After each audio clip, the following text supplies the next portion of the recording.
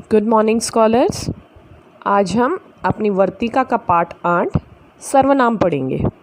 तो आप सभी अपनी वर्तिका का पेज नंबर 32 खोलिए।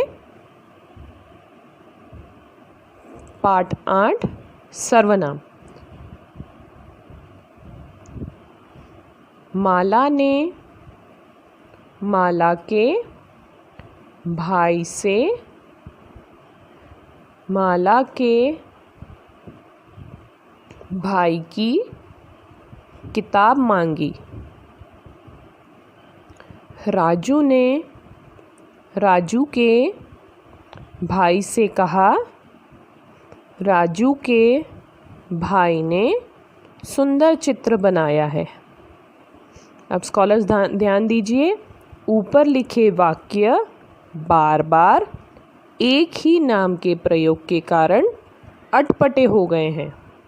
इन्हें सही करके इस प्रकार लिखा जा सकता है। आपने ध्यान दिया होगा, जो ऊपर हमने वाक्य पढ़े हैं बार बार उनमें एक ही शब्द का प्रयोग आ रहा है, तो उन शब्दों के स्थान पर हम कुछ ऐसे शब्द रखेंगे जिससे कि वह सही रूप में लिखा जा सके। माला ने अपने भाई से उसकी किताब मांगी। राजू ने अपने भाई से कहा, तुमने सुंदर चित्र बनाया है। यहाँ वाक्यों के अव्यवस्थित रूप को बदलने के लिए दूसरे शब्दों का प्रयोग किया गया है। ये शब्द सर्वनाम कहलाते हैं। तो पहले वाक्य में माला माला बार बार लिखा था, उसकी जगह हमने अपने और उसकी शब्द का प्रयोग किया, तो यह अपनी और उसकी शब्द सर्वनाम कहलाते हैं। अब देखिए सर्वनाम की परिभाषा। संज्ञा, नाम के बदले जिन शब्दों का प्रयोग किया जाता है वे शब्द सर्वनाम कहलाते हैं। जैसे मैं, तुम, वह, तुम्हारा, आपका आदि। तो स्कॉलर्स, संज्ञा के बदले में जो हम शब्दों का प्रयोग करते हैं, हम जिन शब्दों का प्रयोग करते हैं वे शब्द सर्वनाम कहलाते हैं। सर्वनाम शब्द कौन कौन से होते हैं? जैसे मैं, तुम, वह, तुम्हारा, आपका आदि, और बहुत से शब्द हैं जो हम सर्वनाम कहलाते हैं, जो संज्ञा के जगह पर हम प्रयोग करते हैं। अब देखिए सर्वनाम के भेद। सर्वनाम के 4 भेद होते हैं। पहला, पुरुषवाचक सर्वनाम। दूसरा, निश्चयवाचक सर्वनाम। तीसरा, अनिश्चयवाचक सर्वनाम। और चौथा, संबंधवाचक सर्वनाम। अब स्कॉलर्स पेज नंबर 33 पे आइए। पुरुषवाचक सर्वनाम के बारे में हम आगे पढ़ेंगे। पहला, पुरुषवाचक सर्वनाम।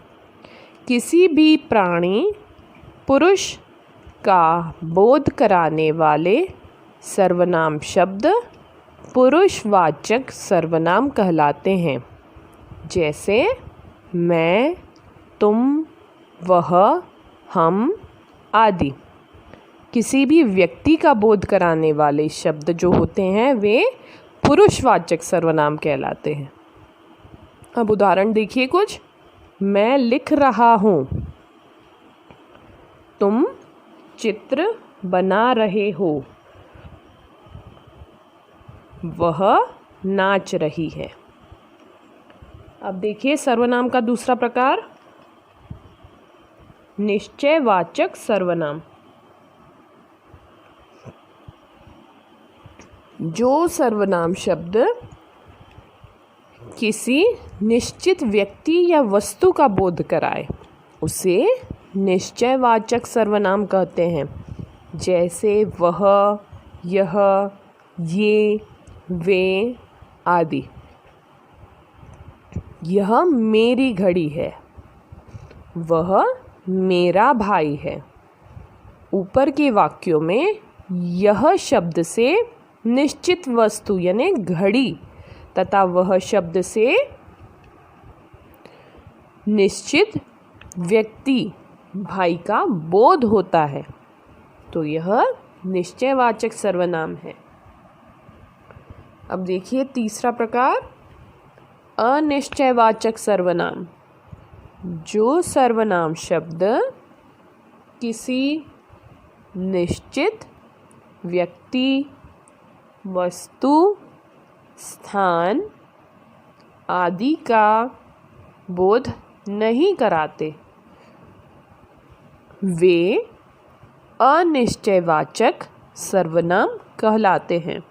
तो जो सर्वनाम शब्द किसी निश्चित व्यक्ति, वस्तु या स्थान का बोध नहीं कराते हैं, यानी उनसे हमें किसी भी निश्चित व्यक्ति या वस्तु, स्थान का पता ना चले, ऐसे शब्द अनिश्चयवाचक सर्वनाम कहलाते हैं। जैसे कोई, कुछ, किसी, किन्हीं आदि। बाहर कोई आया है, कोई आया यानी कोई भी हो सकता है, किसी हमें निश्चित व्यक्ति का यहाँ पता नहीं चल रहा है, तो बाहर कोई आया है। माताजी कुछ बना रही है।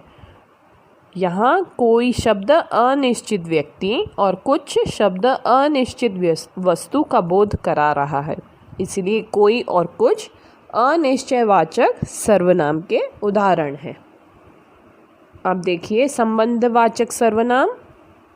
जो सर्वनाम शब्द वाक्य की दो बातों में संबंध बताते हैं, उन्हें संबंधवाचक सर्वनाम कहते हैं।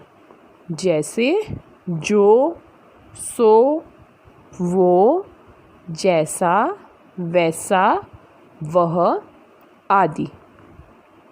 तो कुछ सर्वनाम शब्द जो होते हैं, जो वाक्य की दो बातों में हमें संबंध बताते हैं, उनमें रिश्ता बताते हैं, उन्हें संबंधवाचक सर्वनाम कहते हैं। जैसे जो, सो, वो, जैसा, वैसा, वह और बहुत सारे।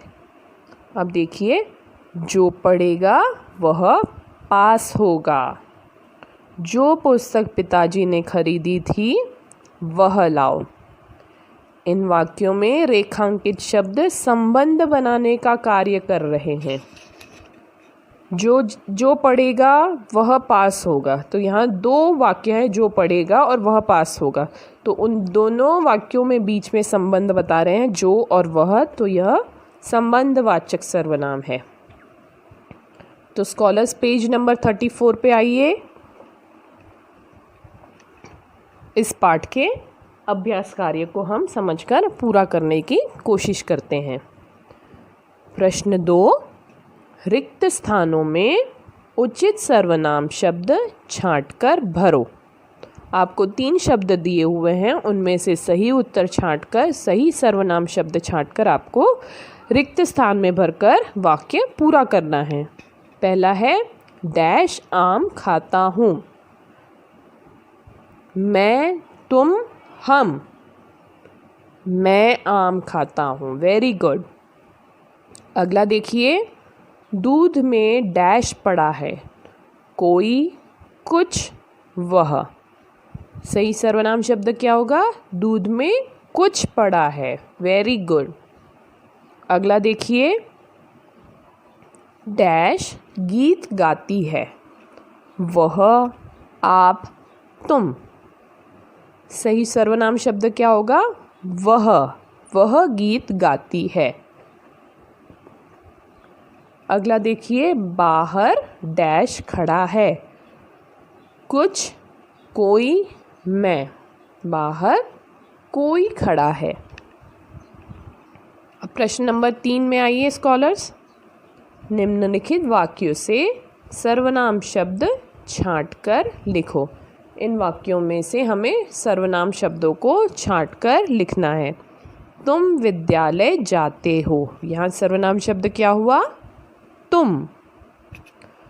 अगला वाक्य देखिए, वह घर पर है। इस वाक्य में सर्वनाम शब्द क्या हुआ? वह। अगला वाक्य देखिए, कोई बैठा है। इस वाक्य में सर्वनाम शब्द क्या हुआ? कोई। जिसकी लाठी उसकी भैंस। इस वाक्य में सर्वनाम शब्द क्या हुआ? जिसकी और उसकी। अगला देखिए, यह मेरी कलम है। तो यह और मेरी, यह इस वाक्य में सर्वनाम शब्द हुए।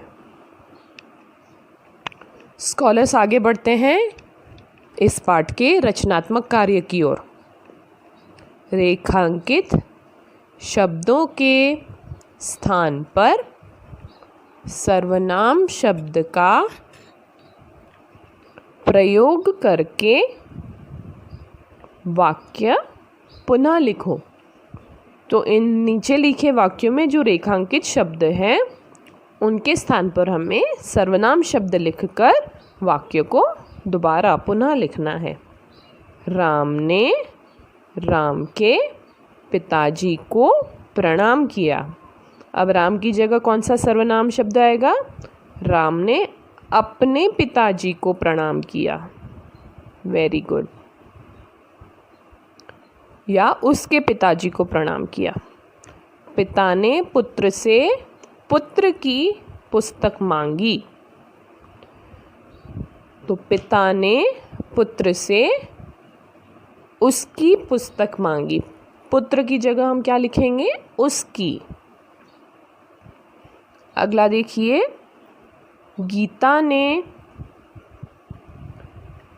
सीता से कहा, सीता मेरी बहन है। तो गीता ने सीता से कहा, वह मेरी बहन है।